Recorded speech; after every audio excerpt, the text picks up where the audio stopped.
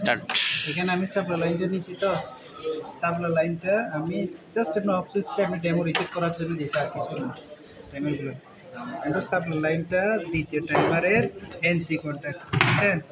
দ্বিতীয় টাইমারের NC contact ধরেন, এখানে এনসি কন্ট্যাক্টগুলো হচ্ছে এই রিলেট একটু দেখেন, এখানে দেখেন 2 এবং 7 যদি কয়েল কন্ট্যাক্ট হয়, 1 3-এর সাথে এনসি, 1 4-এর সাথে এনও, ঠিক আছে? এদিকে আবার 8 5-এর সাথে এনসি, 8 হচ্ছে 6-এর সাথে এনও, ঠিক আছে?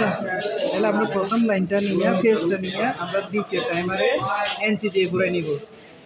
দ্বিতীয় টাইমারে এনসি দিয়ে ঘুরিয়ে কানেকশনটা আমি কোথায় নিয়ে গেছি, এই যে এনসি দিয়ে ঘুরে আমি এটা কয়লা আনছি, ঠিক আছে? এটা কয়লা আনার পরে যখন এটা একটা টাইম সেট করে দিলাম, ওই টাইম ভিত্তিতে এই রিলেটা অন হবে।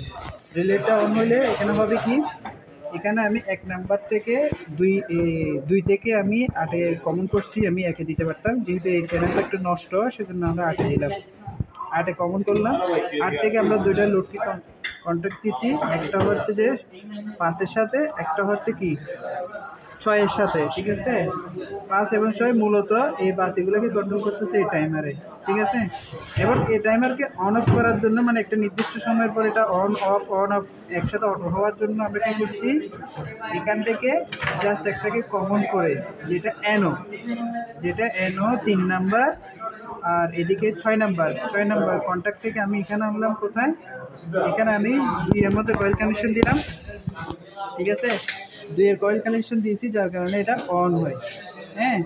এবং ওই যে এদিকে যে বাইপাস করে দিলাম ফেস লাইনটা 8 এবং এই 5-এর সাথে, যাতে করে এই টাইমারটা দেখে একটু খেয়াল করেন, এটা অন হওয়ার সাথে সাথে এটা রিসেট হয়, মানে রিস্টার্ট হয়। রিস্টার্ট হলে এটা টাইমিংটা আবার শুরু হয়, আবার যেটা কাজ করে, ঠিক আছে? এইভাবে এটা অটো করতে থাকে। এটা 2টা টাইমার দিয়ে করা যায়, 3টা দিয়ে করা যায়, আর এরকম বাতি একাধিক করা যায়। যেমন ট্রাফিক কন্ট্রোল লাইটে 3টা বাতি থাকে, সেটাও 3টা টাইমার দিয়ে করা যাবে, ঠিক আছে? এতটুকু। আমাদের নামটা কি?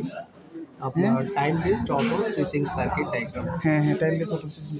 তাহলে এই ডায়াগ্রাম দিয়ে আমরা কি তিনটা দিয়ে এই ডায়াগ্রাম দিয়ে করা যাবে, জাস্ট এটা একটু বুঝতে হবে আর কি।